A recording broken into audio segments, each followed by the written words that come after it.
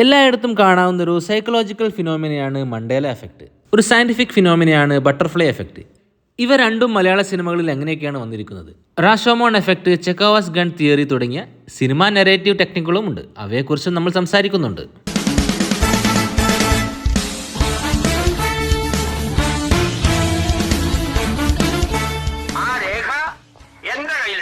നടക്കാത്തൊരു സംഭവത്തെയോ ഇല്ലാത്തൊരു കാര്യത്തെയോ പൊതുവായി ഉണ്ടെന്ന് വിശ്വസിക്കുന്നതിനെയാണ് മണ്ടേല എഫക്റ്റ് എന്ന് വിളിക്കാറ്.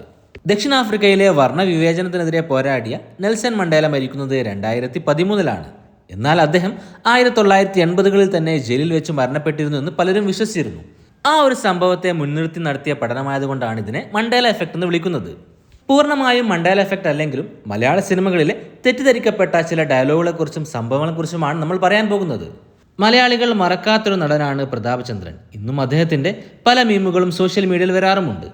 അതിൽ പ്രധാനപ്പെട്ട ഒന്നാണ് ഡൽഹിയിലും ഉണ്ടട എനിക്ക് പിടി എന്ന് പറയുന്ന ഡയലോഗ്. ഒരു CBI ഡയറി കുറിപ്പ് എന്ന സിനിമയിൽ നിന്നുമാണ് ആ ഡയലോഗ് വരുന്നതും.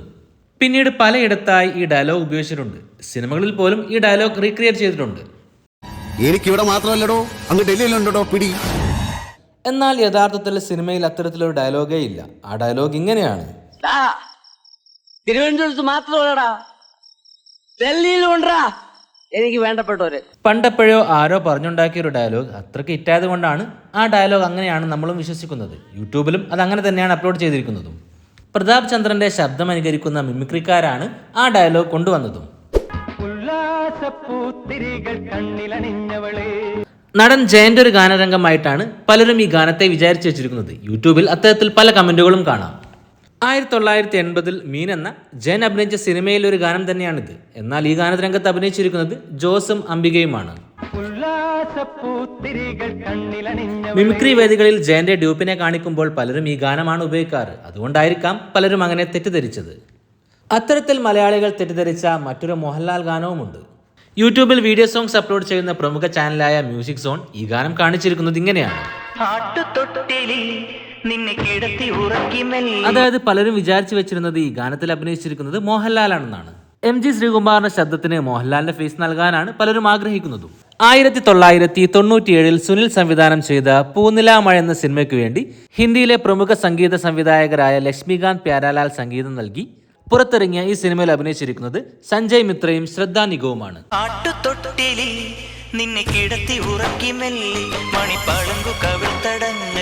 ഒരു കാലത്ത് മലയാളത്തിന് ഒരുപാട് സൂപ്പർ ഹിറ്റ് സിനിമകൾ സമ്മാനിച്ചയാളാണ് ഷക്കീല.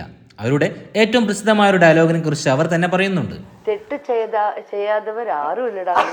ഒരുപാട് മീമുകളിലും സിനിമകളിലും പോപ്പ് കൾച്ചറിന്റെ ഭാഗമായിട്ടെല്ലാം തന്നെ ആ ഡയലോഗ് ഉപയോഗിക്കാറുമുണ്ട്.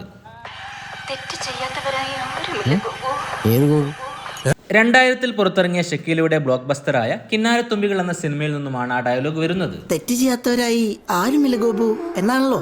എന്നാൽ ആ സിനിമയിൽ അത്തരത്തിലൊരു ഡയലോഗ് ഇല്ല. ആ ഡയലോഗ് പറയുന്നത് ഇങ്ങനെയാണ്: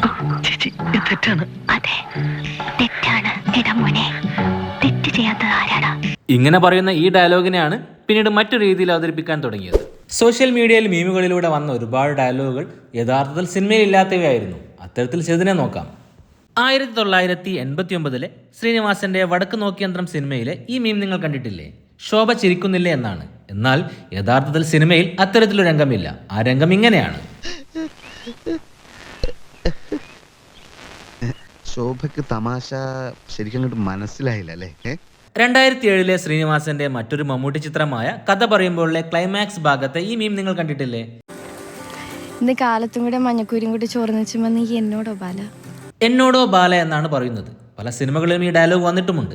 എന്നാൽ യഥാർത്ഥത്തിൽ ആ രംഗത്തിൽ അത്തരത്തിലൊരു ഡയലോഗ് ഇല്ല. അതെന്റെ അപകർഷതാബോധമായിരിക്കാം. എന്റെ മുമ്പിലോ ബാല. ആ രംഗത്ത് പറയുന്നത് ഈ ഡയലോഗാണ്. മീമുകൾ കൊണ്ട് സമ്പന്നമായ ഒരു സിനിമയാണ് മഹേഷിന്റെ പ്രതികാരം. ആ സിനിമയിലെ ഒരുപാട് രംഗങ്ങൾ മീമിൽ നമ്മൾ കണ്ടതാണ്. അതിലേറ്റവും പ്രധാനപ്പെട്ട ഒന്നായിരുന്നു ദിലീഷ് പോത്തന്റെ താങ്ക്സ് എന്ന് പറയുന്ന ഈ ഒരു മീം. നൈസായിട്ട് വെളുപ്പിച്ചിട്ടുണ്ട്. ഫോട്ടോ കൊള്ളാല്ലേ? എന്നാൽ യഥാർത്ഥത്തിൽ ആ രംഗത്ത് അവിടെ ഒരു ഡയലോഗ് പോലുമില്ല. ഫോട്ടോ വാങ്ങിയ ശേഷം മഹേഷിനും നോക്കിക്കൊണ്ട് ആ കഥാപാത്രം പോവുക മാത്രമാണ് ചെയ്യുന്നത്. റാഷോമോൺ എഫക്റ്റ് 1950 അക്കിറ കുറോസാവ സംവിധാനം ചെയ്ത റാഷോമോൺ എന്ന സിനിമയെക്കുറിച്ച് കാൻമാക്സ് സ്റ്റോറീസിൽ നമ്മൾ പറഞ്ഞതാണ്.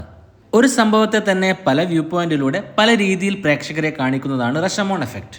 ഒരേ ഒരു സംഭവത്തെക്കുറിച്ച് 4 പേർ 4 തരത്തിൽ പറയുന്നതാണ് റഷമോൺ സിനിമയിൽ പറയുന്നത്. അതിനുശേഷമാണ് ഈ ഒരു സംഭവത്തെ റഷമോൺ എഫക്റ്റ് എന്ന് വിളിക്കുന്നതും. പല മലയാള സിനിമയിൽ ഈ എഫക്റ്റ് ഉപയോഗിച്ചിട്ടുണ്ട്. നമുക്ക് ചിലത് മാത്രം നോക്കാം. 2006 ലാൽ ജോസ് സംവിധാനം ചെയ്ത് പുറത്തിറങ്ങിയ ചിത്രമാണ് ക്ലാസ്മേറ്റ്സ്. അത് എന്നെ ഇവിടുന്ന് മാറ്റി ഇന്ദ്രജിത്ത് അവതരിപ്പിച്ച പയസ് എന്ന കഥാപാത്രം കഥ പറയുന്നിടത്താണ് സിനിമയുടെ ഫ്ലാഷ് ബാക്ക് ആരംഭിക്കുന്നത്. പൃഥ്വിരാജ്, കാവ്യ മാധവൻ, നരേൻ തുടങ്ങിയവരെല്ലാവരുടെയും കഥ പയസിന്റെ വ്യൂ പോയിന്റിൽ നിന്നുമാണ് പ്രേക്ഷകർക്ക് കാണിച്ചു തരുന്നത്. നമ്മൾ രണ്ടുപേരും കൂടെ ഒരുമിച്ച് അങ്ങോട്ട് പോയി ഒന്ന് നോക്കി നടക്കേണ്ട റസിയ. പെങ്ങളെ വീട്ടിന്റെ മുന്നിൽ കൂടെ ഒരുമിച്ച് ഒന്ന് നോക്കി നടക്കേണ്ട റസിയ. വീട്ടിന്റെ മുന്നിൽ കൂടെ വന്നപ്പോ നല്ല മട്ടൻ ബിരിയാണി. എന്നാൽ സിനിമയുടെ അവസാന ഭാഗത്തെത്തുമ്പോൾ രാധിക അവതരിപ്പിച്ച റസിയയുടെ വ്യൂ പോയിന്റിൽ നിന്നുമാണ് കഥ പറയുന്നത്. ഈ പർദ്ദ എന്റെ ശരീരത്തെ മാത്രമല്ല എന്റെ ജീവിതത്തെ മറച്ചു വെച്ചിരിക്കുകയായിരുന്നു. ആദ്യം കാണിച്ച അതേ സംഭവങ്ങൾ തന്നെ റസിയയുടെ വ്യൂ പോയിന്റിൽ നിന്നും വ്യത്യസ്തമായ രീതിയിലാണ് സിനിമയിൽ പ്രേക്ഷകർ കാണിച്ചിരുന്നത്. എന്റെ പൊന്നു റസിയ തന്നെ കാണാം.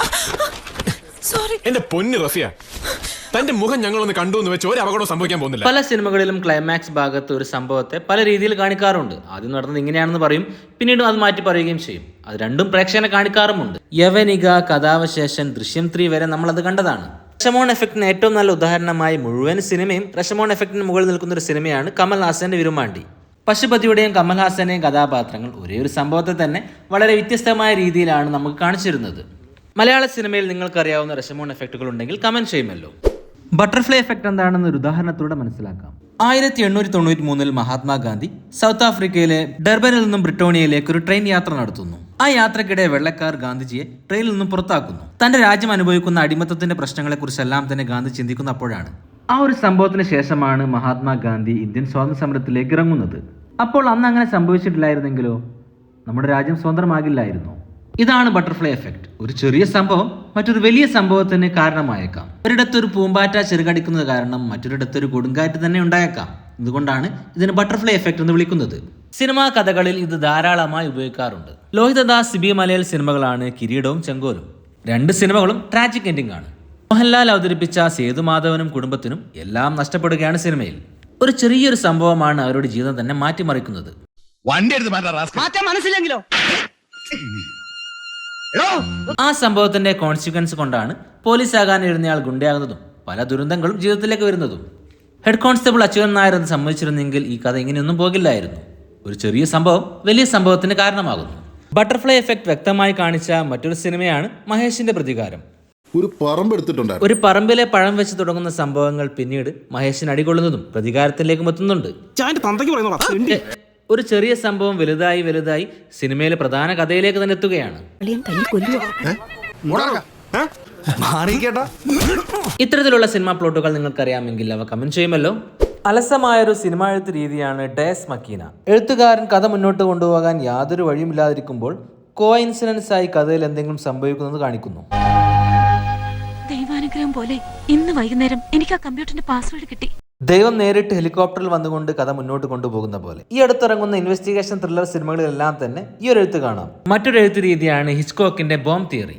പ്രേക്ഷകന് സർപ്രൈസ് ഉണ്ടാക്കുകയല്ല വേണ്ടത്, പ്രേക്ഷകന് സസ്പെൻസ് ഉണ്ടാക്കുകയാണ് വേണ്ടത്.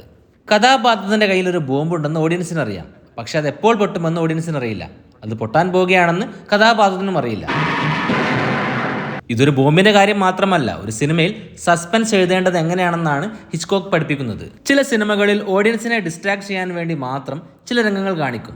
സിനിമ അവസാനിക്കുമ്പോഴേക്കും മനസ്സിലാവുക ആ രംഗത്തിനൊന്നും തന്നെ കഥയുമായി യാതൊരു ബന്ധവുമില്ല എന്ന്. പ്രേക്ഷകനെ തെറ്റിദ്ധരിപ്പിക്കുന്ന ഈ സംഭവത്തെയാണ് റെഡ് ഹെറിംഗ് എന്ന് പറയുക. 2007 റാഫി മക്കാർട്ട്നി സംവിധാനം ചെയ്ത മോഹൻലാൽ ചിത്രമായ ഹലോ സിനിമയിലെ സിദ്ദിഖ് അവതരിപ്പിച്ച മഹേഷ് ഭായ് എന്ന കഥാപാത്രത്തെ നിങ്ങൾ ഓർക്കുന്നില്ലേ? പ്രേക്ഷകരെ തെറ്റിദ്ധരിപ്പിക്കാൻ വേണ്ടി മാത്രം പല ഷോട്ടുകളിൽ സിദ്ദിഖിന്റെ പല ഭാവങ്ങളും വെറുതെ കാണിക്കുന്നുണ്ട്. Chekhov's gun theory. സിനിമയിൽ എന്തെങ്കിലും ഒരു ഷോട്ട് കാണിച്ചിട്ടുണ്ടെങ്കിൽ അതിനൊരു പർപ്പസ് ഉണ്ടായിരിക്കണം. അതായത് സിനിമയിൽ ഒരു ഗൺ കാണിച്ചിട്ടുണ്ടെങ്കിൽ സിനിമ അവസാനിക്കും മുമ്പ് അത് പൊട്ടിയിരിക്കണം. മലയാള സിനിമകളിൽ അതിന് ഒരുപാട് ഉദാഹരണങ്ങളുണ്ട്. ആദ്യം വലിയ പ്രാധാന്യമില്ലാന്ന് തോന്നുന്ന രംഗം പിന്നീട് ക്ലൈമാക്സിൽ എത്തുമ്പോഴായിരിക്കും നമുക്ക് അതിന്റെ പ്രാധാന്യം മനസ്സിലാക്കുന്നത്. ഫാദർ വിൻസെന്റ് വട്ടോളിയുടെ ഇൻട്രൊഡക്ഷൻ രംഗമാണിത്.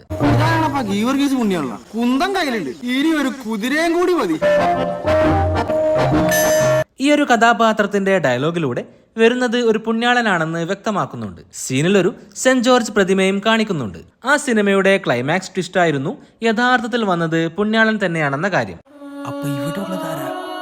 എന്നാൽ അക്കാര്യം സിനിമയുടെ ആദ്യ ഭാഗത്ത് തന്നെ കാണിക്കുന്ന ഒരു രംഗമായിരുന്നു അത്. ഫോർ ഷാഡോയിങ്ങിന്റെ ഒരു മെത്തേഡാണ് ചെക്കോവാസ് ഗൺ. അത് വളരെ വ്യക്തമായി ഉപയോഗിച്ച ഒരു സിനിമയാണ് ദൃശ്യം. സിനിമയുടെ ആദ്യത്തിൽ കോൺട്രാക്ടറുമായുള്ള ജോർജ് കുട്ടിയുടെ ഒരു രംഗമായിരുന്നു ഇത്. ഇന്നോട്ട് വാർക്കയുടെ തട്ടുപൊളിക്കാൻ തുടങ്ങുക.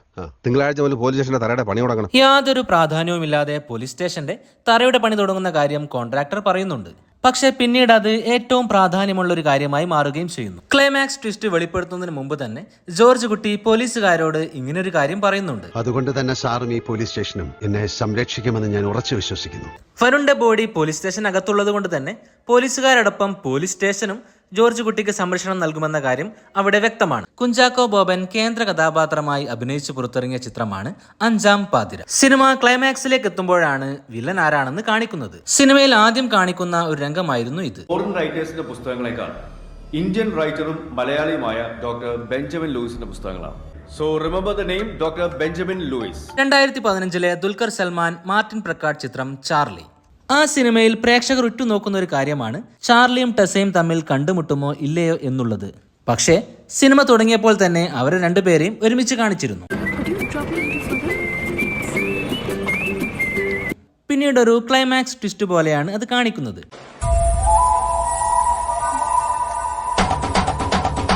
പക്ഷേ സെൽഫിയിൽ ദുൽഖറിന്റെ ഷർട്ടിന്റെ നിറം വീണ്ടും ഉത്തരം. ആ സിനിമയിലെ ആദ്യ ഡയലോഗായി വരുന്നത് സിനിമയുടെ ഏറ്റവും പ്രധാനപ്പെട്ട ട്വിസ്റ്റ് ആയിരുന്നു. കണ്ണ് തെറ്റിയാക്കും ഇവിറ്റങ്ങളോടൊന്നും അയ്യോഭാവം നിരീക്ഷിച്ചിട്ട് ഒറ്റ കാര്യമില്ല. വെളിച്ചാവുമ്പോ ഇറങ്ങിക്കോളും ആശ്രയകരങ്ങൾ. ശങ്കരാടിയുടെ ഈ ഡയലോഗിലൂടെ സിനിമയിലെ ഏറ്റവും പ്രധാനപ്പെട്ട കാര്യമാണ് പറയുന്നത്. പക്ഷെ നമുക്കത് വ്യക്തമാക്കി തരുന്നത് സിനിമയുടെ ക്ലൈമാക്സിലാണെന്ന് മാത്രം. യവനിക. സിനിമ തുടങ്ങുമ്പോൾ തന്നെ ഇങ്ങനെയാണ് കാണിക്കുന്നത്. ശരിക്ക് കേട്ടാ മഴ പെയ്യും. ഇന്നലെ രാത്രി മുഴുവൻ മഴയായിരുന്നു. വാസ്തവം ഭയങ്കര മഴയായിരുന്നു. മഴ പെയ്ത് ചെളിയായിരിക്കുന്ന നിലവും നമുക്ക് അവിടെ കാണാം. പക്ഷെ അതിന്റെ എല്ലാം പ്രാധാന്യം നമുക്ക് ക്ലൈമാക്സിൽ മാത്രമാണ് വ്യക്തമാകുന്നത്. വേണു നാഗവള്ളിയുടെ കഥാപാത്രം വൈകുന്നതും അതിന് കാരണമായി ഒരു കാര്യവും പറയുന്നുണ്ട്. എന്താ താമസിച്ചെന്ന്? രാവിലെ എഴുന്നേറ്റ് പെട്ടിയുടെ താക്കോല് കാണുന്നില്ല. പിന്നെ ടൗണിൽ പോയി ഒരു പൂട്ടും താക്കോലൊക്കെ വാങ്ങിച്ചോണ്ടാവും. വളരെ സാധാരണയായി പറയുന്ന ഈ കാര്യങ്ങളെല്ലാം തന്നെ സിനിമയുടെ ക്ലൈമാക്സ് ട്വിസ്റ്റിലേക്കാണ് നയിക്കുന്നത്. നമ്മൾ പറഞ്ഞ ഓരോ കാര്യത്തിന്റെയും മലയാള സിനിമയിലെ ഉദാഹരണങ്ങളെ കുറിച്ച് നിങ്ങൾക്ക് അറിയാമെങ്കിൽ അവ കമന്റ് ചെയ്യുമല്ലോ. വീഡിയോ ഇഷ്ടപ്പെട്ടാൽ ഹൈപ്പ് ചെയ്യുമല്ലോ.